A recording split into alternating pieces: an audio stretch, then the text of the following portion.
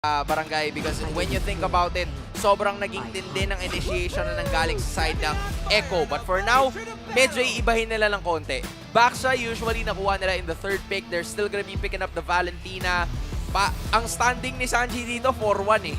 So, sobrang tindi ng mechanical prowess niya sa paggamit ng Valentina. Plus, meron siyang Novaria on the other side. So, madali niya lang makakopya yan. Pero this is the challenge pala. Hindi niya madali makakopya yan kasi sobrang passive ng Novaria na hindi mo makikita ng sobra in terms of like the team fights. Oh, parang magugulat ka na lang na, okay, may Novaria pala doon. Siya na mismo yung nagbibigay na, hello guys, Hello. nandito ako.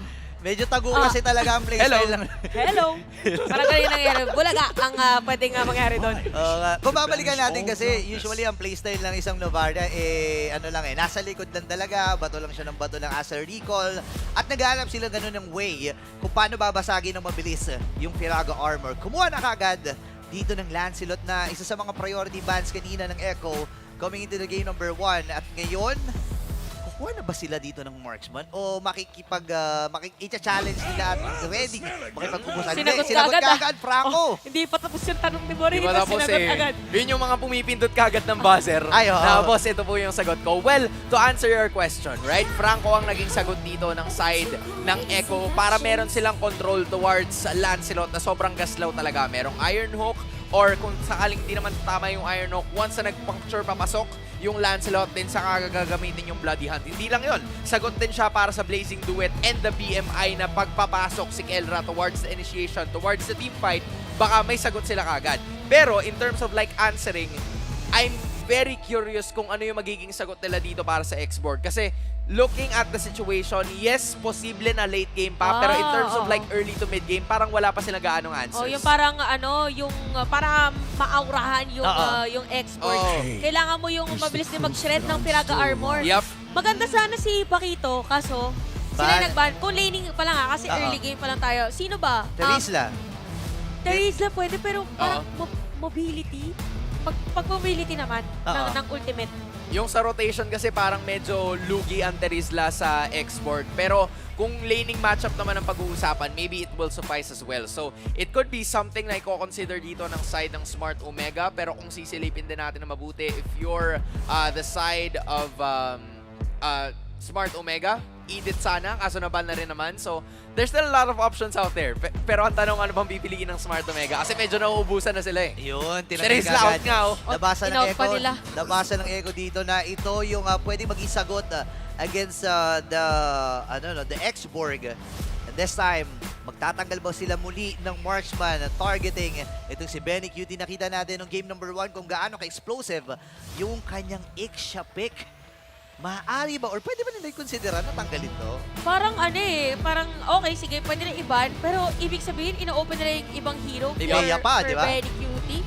Oo. Honestly, meron naman na silang Novaria, so kahit papano may vision na sila kung saan magagaling si Benny Cutie. That's one of the things na nagkaroon sila ng problema in like the very first game na hindi nila malaman kung saan ba manggagaling si Benny Cutie. And then for one reason or for another reason, parang bigla na lang siya lumabas tapos full item na agad. So at least na-address nila yung concern na yun. Ayun, natatakot ako. Bruno ay available pero hindi. Beatrix ang kanilang inuna. O nga naman, kasi para may additional na pagtulong dito sa Franco. Kasi alam natin kapag may mga suppressed type ng hero like Kaja, Franco, sinasamahan ng mga burst yan di ba? Mga Beatrix, mga carry. And ito yung maganda ngayon na ginawa ng Echo. Mas nabalansin nila yung lineup nila. And we're also talking about range para sa Beatrix. Once nagamit niya kasi yung Nibiru, susundan ng bala yung Lancelot eh. And yung compared kasi with a carry na medyo short range, kailangan talaga lumapit ng sobra. Iratel, kailangan mag-late game ng kaunti. Pero with a Beatrix, meron kang all-around damage. Meron ka ring wave clear na maganda. So at some point, this is something that Echo tried to consider. Going up against sa Lancelot, ano ba yung kailangan nating alalahanin? XP, and I think Roam na lang ang missing nila because Novaria is a little flexible as well. Ayun na. May isa sa mga kilalang hero for Chakno. There we go. Which is Cho and Lapu. Wow! Lapu. Pero maganda kasi mabilis din mag-clear na minion wave.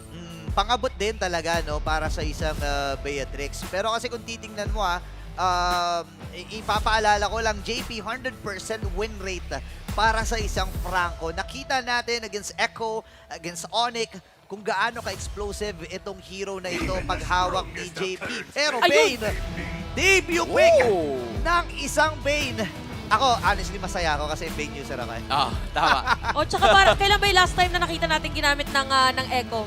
Yung Bane. Parang Parang international. sobrang tagal na, oo, international pa. international tournament pa. MSC pa yata yun eh. Oh, di ba? Matagal-tagal na talaga. Pero tignan natin, itong mga grabs na inahatid sa atin. Look at ISO though, coming in from Smart Omega. So maybe in terms of like laning, maganda talaga ang lineup na ito. However, early to mid is really leaning towards the side of Echo. Hindi lang yon. Burst damage, even late game ay para sa side ng Orcas. So if there is something na pwedeng pagtuunan ng pansin ng side ng Smart Omega dito, it's the early to the mid portions ng, or maybe the late game ulit na kailangan nating tignan. Echo already started leading in like the early portions to the mid ng match 1. Maybe this time, umabot sila ng 18 minutes and maybe sa pagkakataong ito, makagawa sila ng way for them to actually access the equalizer na kailangan nila to take this to game 3. Marami tayong kailangan ikonsidera pagpasok ng game number 2. Sport Omega and Echo para sa pagbungad sa kanilang laban.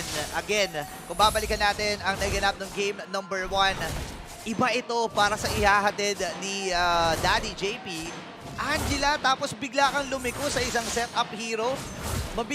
Kakaibang transition ang gagawin ni JP ngayon. O, kakaibang juggle din kasi diba usually for Angela, nakatingin ka lang talaga sa mapa. Dito for JP, talaga maghahanap ka Yun, oh. kung sino yung nasa mapa. Right on So, cue. maagang suntukan agad. Again, kailangan mo lang, din naman talaga is as much as possible, find kung nasaan yung katapat mo na post 5 din.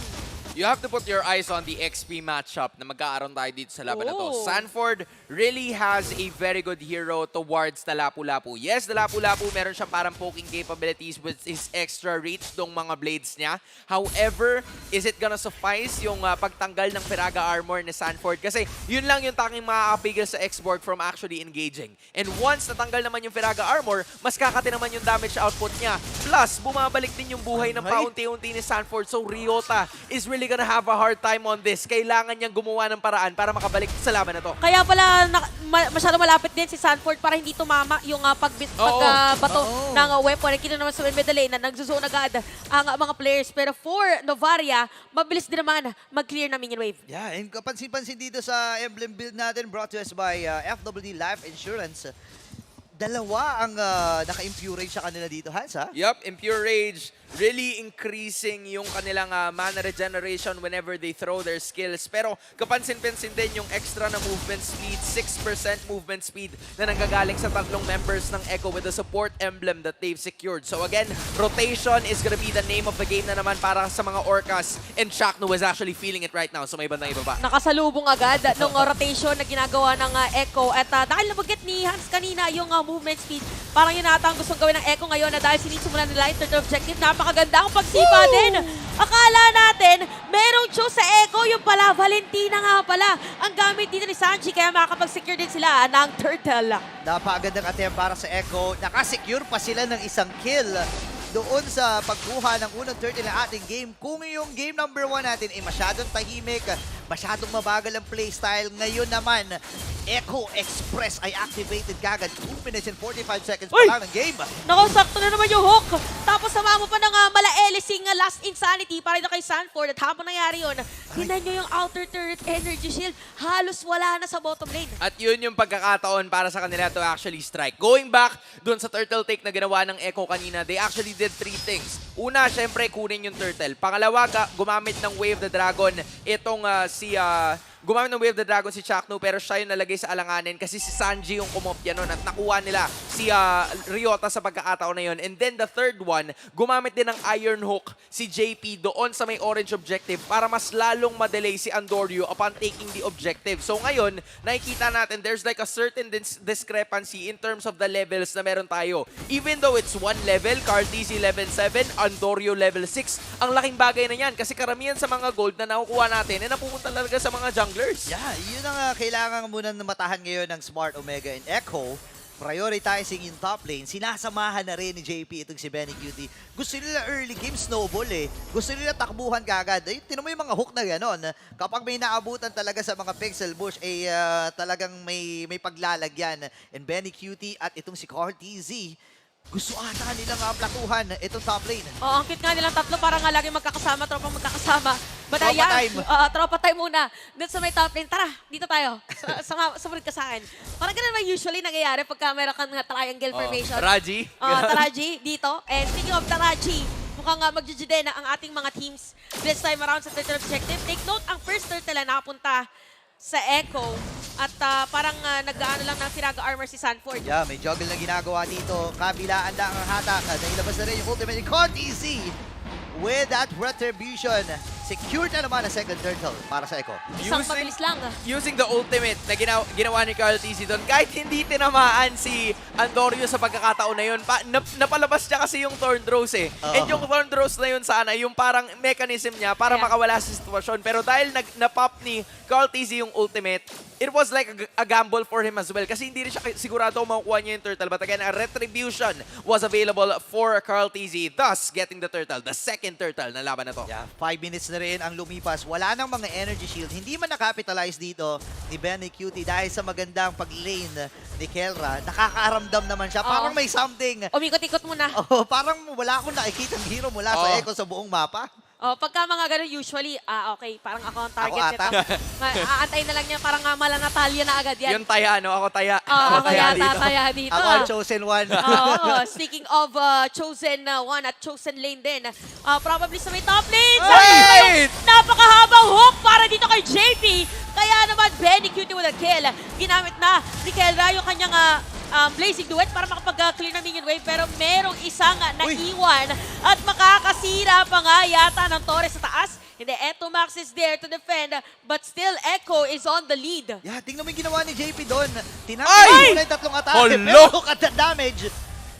Wow, ibang klase yung pinapamalas ng dalawang upunan na to, ha? Tol, tinangkin ni JP kasi yung minion wave, yung Sorry. turret aggro kanina. Kasi alam niyang mawala yung minions. Katitik na lang yung buhay ng minions eh. So sabi niya, ako na muna minion, kunin ko na muna tong turret aggro. Pero, fortunately, nakarating naman si Etomax on time to just unleash, you know, the first kill coming in from the Novaria at maligtas ang Torres sa may bandang itaas. However, nararamdaman na paunti-unti ng side ng Omega yung Echo, the damage output na pwede nilang ibigay, courtesy of Carl TZ and Benny Cutie being the leaders in terms of gold.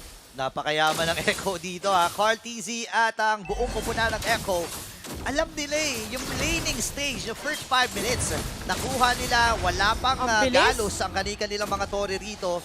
At ito yung maganda sa isang bane eh. Kahit may makita man siya na, or may makita lang siya na oportunidad, lapag mo lang kagad yung deadly catch, mahihirapan na kagad yung jungler. Kahit sino man yan na sumama doon or mag-contest doon sa gagawin mo. Kaya pala deadly catch kasi, di ba, usually catch. Oo. Sasaluhin mo. Deadly catch, parang ikaw mismo ayaw mo na, ayoko. Ayoko saluhin. Boss. Papatornos ka talaga eh. di ba? Deadly yan, boss. Ganun pala yung nangyayari. Medyo may halong asike din. Pero makikita natin nasa may top lane gagawa ng play, or bottom lane rather, ang Omega mawalan ng Firaga armor doon, pero tumbling lang. Si Sanford at si Andorio yata ang mapupuruhan, pero yun pala. For Echo, merong possible na torre dahil nakaposisyon din si Benny Cutie. Middle lane, magkakaroon ng hook. Ay, ang Napakasakit ng deadly catch. Pero sabi dito ni Carl TZ, hindi na siya makakatakas pari. Automatic kill. Tapos may bawi lang din naman. Meron suppress, sinipa pa nga. And it's gonna be Eto Max down para side ng Omega at si Benny Cutie kamuntikan pang makakuha ng kill. Tol, laging may bawi. Hindi pwedeng walang bawi. Echo always tries to go for it once again. Si Sanford yung na-pop off ng Way of the Dragon. 3 ultimates na agad yung ginamit ng Echo sa may bandang, ng Smart Omega rather, doon sa may bandang ibaba. And Blazing Duet na naman ang gagamitin nila to actually engage. Pero dahil doon, alam ng Echo na walang kahit anong ultimate or 3 ultimates ang side ng Smart Omega. Kaya naman ginuka agad ni JP. Willing siyang i-commit yung Flicker Bloody Hunt just to finish them off. Yeah, ang galing magbilang, ang galing magbasa ng mga skills, no, ng Echo rito. And actually, comment ko rin si Kelra, no, kaya na sanang basagin yung gitna, pero nag-Blazing Duet siya, nabasa or napatay niya kagad lahat ng mga minions, kaya umatras na itong Echo sa kanilang plano. 2.3k gold lead at papasok na tayo sa 8 minutes and 30 seconds ng ating game. Again, nakasagot naman ng isa ang Smart Omega, pero kailangan nilang bumawi kasi unang lord ng ating game ay mabubuhay na. Mahaba-habang lakbay. Oy! Okay, Siya pa nakakuha. akala ko ako'y mahuhook. Sorry guys. Ba't kaya para doon? Kamunti ka na sa may bottom lane at ginamit na nga last inside sa may middle lane. So -1 sa ultimate na pwedeng gamitin ng Echo with this turtle objective. Lord objective, pero nga nakalagat. Aroy! Atoyar is down. Nanalo yung puset doon at pwede na sa dumiretso dito sa may bandang Lord. At mukhang hindi na magkocontest pa ang side ng Omega dahil sisira na lang sila ng Torres sa may top lane. Grabe yung burst na ipinamalas dito ng Echo, pero si Andorio sumisilip-silip din. 19k ang buhay ng Lord. Sanji rito, bumubuga-buga lang. May hawak siya ng Wave Dragon. Pinapakita niya talaga kay Andorio. Sige, subukan mo. Sisipain kita. Hindi, matras na. Subukan mo lang lumapit, boss.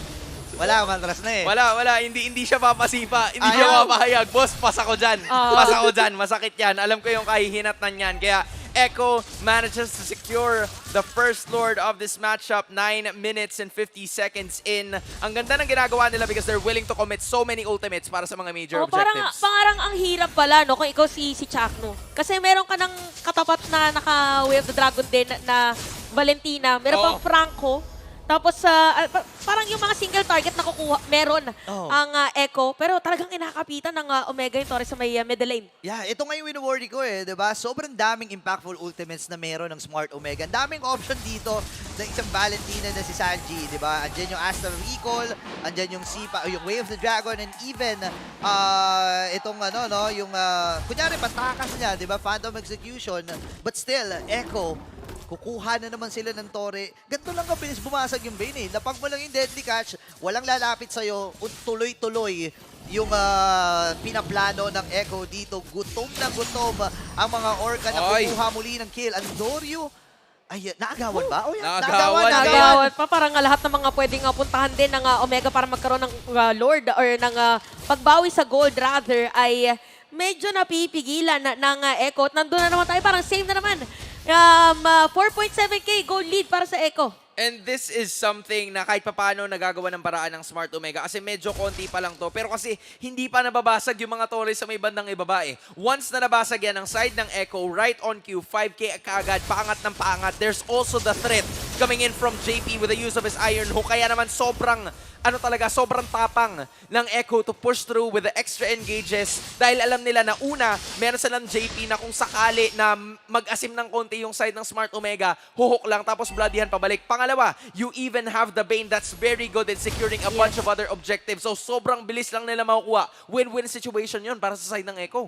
Napakaraming kailangan i-considera dito ng Smart Omega. Kagaya nga na nabanggit mo, Hans, iisa-isahin yung checklist. Ito na naman, JP. Ay, di, pero nakuha niya yung purple. Nakuha niya. Tika na. Pero part of the checklist pa rin. Imagine mo, for Echo, na timingan nila yun. Binanggit mo kanina, yung ultimate, ginagamit lang always.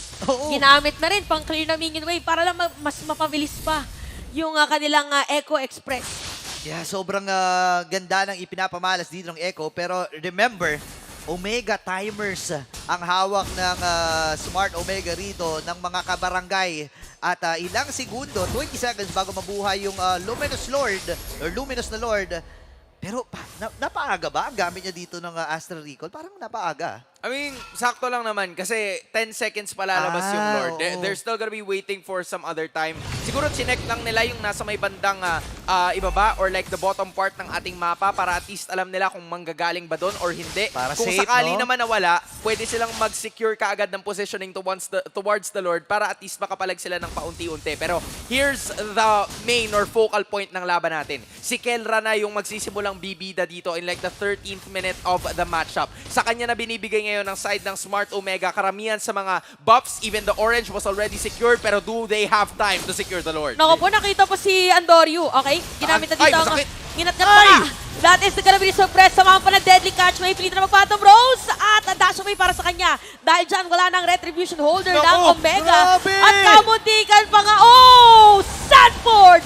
With a kill, samahan po ng Lord para sa side ng Echo. Sabay TP out. Si Kelra! Si Kelra sa may bottom lane. Makakasira din ng Torre. At dami nangyayari. At Carl TC is gonna be down. Last inside. Sasabog rin sa kamay dito ni Sanford. Habang si Atoy R kukuhanin, sasaluhin lahat ng mga damage. Hook ang pumatay para kay Atoy R. At merong Astral Echo. Kelra is still here. Wala nga lang ultimate at 4 na players ng Echo ang buhay. Anong nangyari doon? Oh my goodness. Back-to-back hooks. Kabilaan ng mga namamatay. But then again, Kelra nakahanap ng paraan. Nakuha yung bottom lane turret. Nakabalansi pa rin sila or nagkaroon ng trade doon. Pero hindi pa tapos ang laban. Nako, sakto naman. Wala. Ay, nako, Choco! Oh! After ng cut, pero pa isa! Mukhang makakatakas pa nga Kaya- yata. Ginamit na dito and Sanji's gonna be down. Sa kamay dito ni Andorio, mukhang madedepensa. Oh, wait! Habang dito sa may gitna, meron pang sipa para kay Chakno. Hinatid kay Etomax. Mawala na immortality pero meron pinag-armor at Chakno. Oh, It's no. gonna be down sa kamay naman dito ni Benny Q. Labanan na to ng mga marksman at ng kanya-kanyang mga setup. Pero sabi ng Omega, madedepensahan muna nila yung Lord na bitbit ng Echo. Pero parang middle lane, kukuhanin pa rin. Grabe, hindi sumusuko dito ang Sport Omega. Ngayon, makakalusot ang Echo Basag. Yung gitna, isusunod na nga ata nila itong bottom lane habang si Sanford tinatangkit, ina-absorb lang lahat ng damage. Cortez with a turret takedown. Kaya lang si Andorio makakabawi rin ng isa. Who finally, they brought the X-Borg down. They brought Sanford down. 3-1 and 5 siya. 8 kills mula sa side ng Echo bago siya mapatumba. And you really have to give it to the side of Echo at this point kasi tuloy-tuloy talaga yung initiation nila. Courtesy of JP. Walang palya, walang mintis. Lahat ng iron hook na binitawan niya towards the 14 to maybe 13 minutes to 14 minutes. Lahat yun tumama lahat. And this is something that you really commend about JP kasi nandun pa rin talaga yung initiation, yung prowess, yung mechanical gift na kaya niyang ibigay towards the side of Echo. Pero you have to take note of OMG as well. Smart Omega, this is still somewhat a fightable chance for them. 5k lang naman yung kalamangan and Kelra is already at the full build. Alam ni Chakno, alam ni Ryota and the rest of Smart Omega na kailangan nilang protektahan yung kanilang barangay resident. Oh, speaking of Kelra, maalala natin kanina nakatakas pa siya. Di ba, nagkaroon na ng Bloody Hunt, Oo. tapos na-hook pa ulit. So parang eto na naman tayo. Nako, 51. Konti na lang.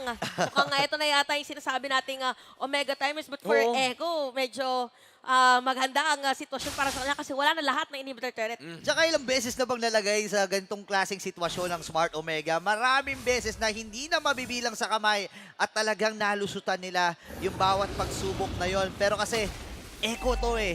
Ito yung kampiyon ng Season 11 Yup. at may mga napatunayan na rin. May mga accolades na rin talaga. Kung pagbabasihan natin. Pero yung mga resumes nila. Muti ka na, pero nakita na merong Astral Echo na inilapag doon habang si Sanford ay ipapoke lang muna. Medyo makapal ang Piraga Armor habang yung Kailan? Lord ay nandito na at kalahati na lang din ang buhay. Magko-contest ba ang Omega? Mapipilit ba nila na ma-reset Andorio. para dito sa larong to? It's gonna be Andorio with a retribution sabay alis dahil sila naman ang oopensa. Wow! Ano yun? Tornose Tornose Retribution. Tapos nag-moonwalk siya palabas. Tas Yun lang yung nangyari, men. Nag-moonwalk. Kumbaga, iba ang nagsaing, yung Echo ang nagsaing. Si Andorio ang kumain sa pagkakataon na yon. He was waiting for the right time. I was just about to say na parang sobrang hirap ng sitwasyon na yon kasi wala siyang immortality. Yun, no? Nagamit na rin yung conceal. Oh. And then after that, hindi siya inabot ng Na-dodge. deadly catch. For the first time in history, naunahan niya yung isda habang naglalakad siya sa ilog. Tsaka nung moment na yun, nag-hook din si Oo. JP. Tapos saktong-sakto yung timing. Wow. Wow, na-mechanics. Kung na-momentum dito ni JP, siya naman ay na-mechanics. And alam natin, sobrang hirap talagang agawan ng Tornrose Retribution. Pero nagtagumpay dito itong si Andorio at ang buong Smart Omega. Sila naman ang susugod, Lord, sa may bandang ibaba. Sasalubungan dito ni Cortez and Sanford. Chakno? Pero dito si Chakno, si Sipa. Napakaganda siba para sa kanila. Piraga Armor lang ang makukuha. Meron pang immortality. Meron Oh! hook! Pero bawi dito si Daddy JP. Chakno dito mawala ng immortality. Halos kalahati yung buhay ni Kelra kaya aalis na lang muna sila. Pero masakit din dito si Etomax. Okay, disengage Top para lane. sa ating mga teams. Pero si Andorio, nandun pala sa may top lane. Kumukuha at bumabawas ng tore. Pero Etomax ang sasalo na hook. Meron din namang flicker out. Pero meron din pagpasok dito si Sanji. Kaya naman labanan ng mga boss 4. At sa laban na yun, Sanji magwahugi. Pinagkoko-combo eh. Nakuha pala yung Way of the Dragon. Wow! Tol, what is going on with JP today? Anong nangyari kay JP? Bro, wake up, a beast. Hindi niya alam na yung focusing mark niya. Alam ko yung focusing mark emblem lang talaga. Walang maitutulong yan sa tutok. Pero yung focus just right there. Eto Max, kanyang tinamaan. At yung momentum ngayon na dapat sana hinawakan ng Omega. Well, kahit paano napababa naman nila to towards 2.9k. Pero 15 seconds bago mabuhay ulit si Eto Max and they're just waiting. They're just lurking in the corner para matapos na tong laban na to. Uy, kakagat na. Pero kagat si Chaco dito, halos walang buhay. Ginamit Aray! ang shoot po successfully. Mapatay din Ay, ng masakit, Sanji. masakit! Pero masakit lang din naman. Uy! Pero Wow! winner Dungeon para ito kay Sanji. Pero sabi ni Ryota, double kill na para dito. Nice luck! And Kelra ay hindi na kaya ba dahil it's gonna be a 2-0. Echo magwawagi. Wow! Anong nangyari? That winning moment is brought to you by our first sponsor, FWD Life Insurance. Wow, kung na-mechanics na-momentum ng hook. Daddy JP doing miracles. Wow, kakaiba tong laban na to. Kakaiba talaga. Si Daddy JP si Bro ay naging hookerist nung laban na yun. Kahit ako parang may halong psych na yun. Teka lang, may hook pa. Si bro ay may scope. Si Bro ay naka 4 times scope. Isa pa sa mga malupit dun yung pag-PMI out ni Kelra. Shoot! Inabutan, shoot siya dun sa hook Pasok sa banga, Wow. boss. Oh, parang nagda-darts. Wow, Bullseye. Echo. Kakaiba ang performance ang kanila ay pinamalas dito. Pero syempre, props pa rin para sa barangay. Smart Omega. Pinatunayan pa rin nila rito na ang veterancy nila at ang kalakasan, kumbaga buhay pa rin. Sa terms nila, may asim pa. Oh, maganda yung sinabi mo dito kasi I kind of feel like for Smart Omega na napupull off, diba, na-haggard din tayo sa game. Napupull off nila yung TikTok timers na sinabi, parang Omega timers kasi parang 17:39 nagma-march in yung Lord sa may bottom lane. Pero kasi yung hook talaga kakaiba yung mga hook. But nandun pa for Omega. Nandun pa ako sa gulat Kumbaga, hindi pa ako makamove on doon. Gusto mo sabihin, Hans? Tol, this is why you call Franco a walking winning condition. Kasi kahit anong posible, kahit anong gusto mong mangyari, gagawin niya. Basta malagay siya in like the best possible player. And that best possible player, I believe it's unanimous para sa ating lahat na nandito sa desk. It's JP at that moment. Wow, kakaiba ang mga naganap. Pero syempre, watch out for the weekly giveaways that will be posted on MPL Philippines Facebook page for a chance to win your own Smart Bro devices. Mechanics to join the giveaway will be posted after this weekend's tournament. Wow, grabe yung laban na yun. Chantel, kanina pa tayo sumisigaw dito. Speechless ako. Speechless ka pa niyan, ha? Oo. Speechless ako. Grabe. Sobrang speechless ko. Nakalimutan ko tanggalin yung bote ng tubig kanina. Ako sana speechless ako kaso magsasalita pa ako mamaya kaya hindi ako pwede maging speechless. Wala kang karapatan magsabi na Tama. speechless Sorry, ka. si bro ay nawala ng karapatan. Si Bro ay madaming gagawin mamaya. Wow. But yeah, for Smart Omega, bago tayo mag-start kayo, sinabi kasi natin parang medyo struggling sila in terms of what identity do they really wanna play this season 12. Pero for Echo, parang slowly but surely pulido. Wow, hindi lang tayong mga casters ang panalo dito. Hindi lang yung mga players and syempre lahat ng mga fans para sa mainit at magandang laban na ipinamalas ng dalawang kupunan na to. Props sa Smart Omega. Congratulations para sa Echo para doon sa laban na yun. Kasi isa to sa mga inaabangan talaga quote-and-quote star match-up nga daw. Sa social media, sobrang ingay talaga na pag-uusapan. At syempre, yung mga banters niyan mamaya, after netong game Abangan na to. ko na, mag-scroll na ako Malamang. mamaya. Naka-ready na sa search history. Yeah. Abangan nyo na kagad sa yung MLBBPH news and events. Pero by the way, sobrang solid na kasi sobrang dami nating nakikitang mga komento or alam mo yun, mga discussions about sa mga players, about sa mga coaches, and even dun sa mga playstyle na ginagawa nila. No? Kaya lagi ako nakatutok dyan Ako din actually parang minsan na pag nakikichismis, doon din talaga. Tsaka syempre sa mga profile na rin ng mga players. Kasi lalo na pag first 2 weeks, first 3 weeks, yun yung mga parang walang bawi Oo, nakatuwa na sobrang dami nating nakikita in and out of the venue na sobrang daming aksyon. I'm sure na merong magsuscroll mamaya. I'm sure na feel ko si Hito or si Miko magko-comment na naman. Yun na lang yung aabangan ko. Abangan natin yan. Pero excited na rin ako para malaman kung ano nga ba nangyari sa laban na yun para sa interview with Marakino. Thank you, casters. Everybody give it up for Echo! Galing! Binilisan niyo talaga yung laban, Talaga gusto niyo kaagad umuwi, Sanford, may napansin kami kanina. So dati kasi mage user ako. So alam ko usually yung Impure Rage ginagamit for mage. Pero sa mga hindi nakakaalam, bakit mo siya ginagamit sa X-Borg na XP laner, na fighter?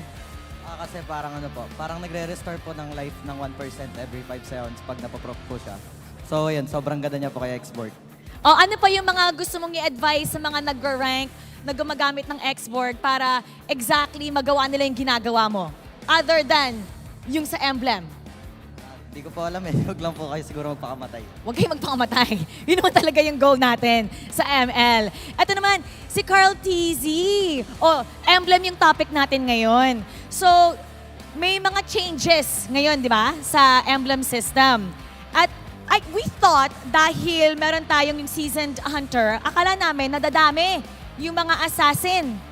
Pero ikaw, alam namin assassin user ka, pero bakit ayaw mo pa din mag-assassin? Paragi ka pa ring tank. Ano po kasi, ang galing po kasi ng mga PH teams kumalaban ng assassin eh. Parang pag naka-assassin ka, i-invade din ka nila, ganun. So, mas okay na lang mag-tank, neutral na lang. Oh, kamusta naman yung yung assassin, yung Lancelot ni Andorio kanina? Okay po, ang galing po. Pinure! Okay, eto. Makakalaban mo on Sunday, makakaharap mo din ulit si Irad. Last time nagtapat kayo, mainit ang dance floor.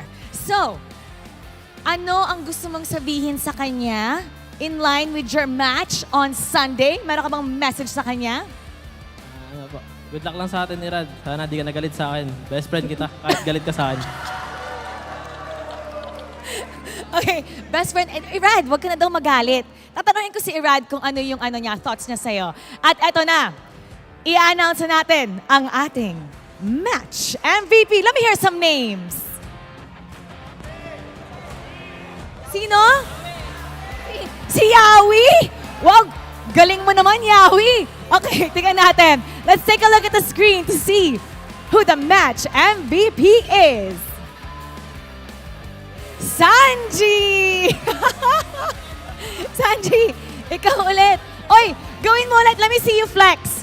Let me see you flex. Ka sa center. Come on. Ayan. Gayahin mo lang ulit. Nagustuhan namin yung last time eh. Ayun! Okay. Eto, ano yung mga message mo sa lahat ng mga nanonood? Matagal silang naghintay para lang sa laban nyo. Para lang makita kayong manalo. What do you have to say to everybody? Thank you po sa mga nanonood sa amin and sa mga sumuporta. Tapos, yun lang. Sorry po sa matagal na laban. But it's worth it. They put up such a great fight. Once again, everybody, give it up for Echo. And it's time to take your walk of victory. Oh, ayan na, ang drums. All right, let me hear it from everybody in the arena. Echo loud. One more time, echo loud. We are gonna break that down for you. So babalik na tayo sa ating mga casters. Casters, pasok. Maraming salamat, Mara Aquino, sa napakagandang interview na yon. At sa ating winner, Echo, congratulations sa inyo. Pero, men, and ano ba? Men and women. Girl. Girl. Girl, man. Ginawa niyo talaga. Ibang klase yung laban na yon. Kabila ang hooks, kabila ang pakitang gilas. At sa huli, ang mga orca ang nagwagi. Siyempre, nakita natin kung gaano kalupit itong dalawang teams na to. Pero alamin natin kung ano nga ba ang naganap doon sa laban para sa ating analyst na si Hans. Men, girl, akong bahala sa inyo, okay? Kasi andito sobrang ganda ng initiation na ginawa ng Echo all throughout the matchup. It was a storied comeback sana para sa side ng Smart Omega. However, there was Sanji na talagang naging maintaining balance para manatili ang kalamangan sa side ng Echo as they sweep Smart Omega in this victory. The Valentina really played a huge role at ito rin ang ginamit niya kanina noong nakaraang game number 1 Same thing para sa game number 2 with a 4, 2, and 6 KDA. Extra tenacity build nang sa ganun ay hindi siya kaagad ma-burst down in like the early portions ng ating laban. Not an entirely full build, pero kung titignan naman natin na mabuti, the Winter Truncheon was bought just in time, lalo na nung i-initiate sana siya ni Ryota with the Bravest Fighter. And from there on out, yung ganung klase ng mga kaliit na bagay ang naglagay sa kanila sa sobrang gandang posisyon for them to secure the victory and get 3 points from this matchup against the Barangay. Napaganda ng ginawa ni Sanji in terms of the initiations na sinusubukan niya talagang iwasan because there was so much. You have the Jeet Kune Do in the Way of Dragon, you have the Bravest Fighter, kahit si Andorio ay nandun din na gumawa ng malaking plays. Pero kung titignan natin mabuti, yung highlights na ginawa dito ng side ng Echo, halos parehas lang. It was like a deja vu moment para sa side ng Echo kasi nandun yung walking winning condition which is si JP na sobrang ganda ng naging performance dito sa laban na to, by the way, and it was just a difficult time para sa side ng Smart Omega to actually bounce back in this game. Ang tanging nagawa ng Omega para makabalik sila sa laban na to was to push the side lanes. Nabutas nila or natanggal nila yung turrets both inner and outer. May mga oras pa nga na nakuha ni Kelra yung inhibitor turrets na talagang naglagay naman ng punishment or permanent damage doon sa mapa na meron ng side ng Echo. However, that was the time na wala na rin silang inhibitor. So kahit paano, it was just to equalize the effort. Parang hindi na rin siya naging ganun ka-advantageous on their end kasi nagkaroon na talaga ng malaking problema. 14 minutes in, there were some signs of life para sa side ng Smart Omega because they were able to start getting some pickoffs and kills, and this was probably the opportunity na nakuha na si Sanford in like one moment. Here is another, right? Wonderful take in coming in from Andorio na nakuha niya with a Thorn Rose and a Retribution take na iwasan niya. 1, yung knock-up na nanggaling sa Lord. 2, yung extra initiation na dapat manggagaling doon sa Iron Hook ni JP. However, JP with a major clapback para tapusin itong laban na to. Kelra, Jaknu, out, Andorio, Etumax, and even Ryota could no longer do anything para masustain at para madala ang laban na to sa game number 3. Again, let us take a look at the heat map brought to us by Carl TZ. Na again, napigilan nila yung Omega timers sa laban na to. We reached 18 minutes. However, ang na-target kasi is like the main damage dealer that would have dealt so much damage in like the 18 minutes and yung mga susunod pang mga segundo ng laban.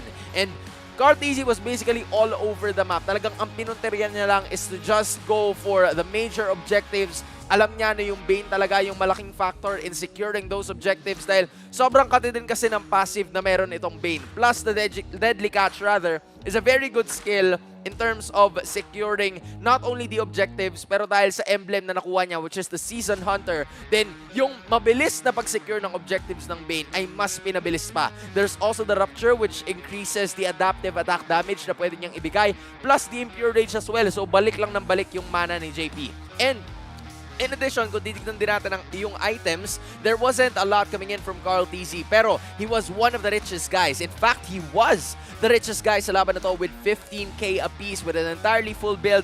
Immortality para ano lang, sigurado lang talaga. Meanwhile, for the side of Omega, there was still Chaknu na naiwan ng konti in terms of the gold. Hindi siya nakarating ng 5 digits, but you have to give it to the rest as well. Naalagaan nila na mabuti yung kailangan nilang i-secure ng mga objectives, and then from here on out, nakapag-secure sila ng maraming defensive items din para at least makatagal sila sa laban. However, it really didn't pay off as much kasi ang daming nakuha turtles ng side ng Echo. And yung ginawa ng Echo, they tried to abuse the shield na nakukuha ng turtle buff, and then from there on out, nag-engage lang sila ng paulit-ulit. Carl TZ taken objectives, si Benny QT na alagaan talaga na mabuti, 38% yung kanyang kill participation dito. Hindi siya gaanong kita in like the early to mid portions ng ating laban, pero kung masasaksiyan naman natin yung late game, doon talaga siya nagpakitang gilas because he was the follow-up na kinakailangan ng JP who contributed 77%, 9 total assists. Magandang performance coming in from that Franco na gumagamit ng Iron Hook, Flicker, and the Bloody Hunt as well. So this was a masterful effort coming in from Smart Omega, pero Echo manages to sweep them and take control of the situation para matapos ang araw na ito. Yeah, gusto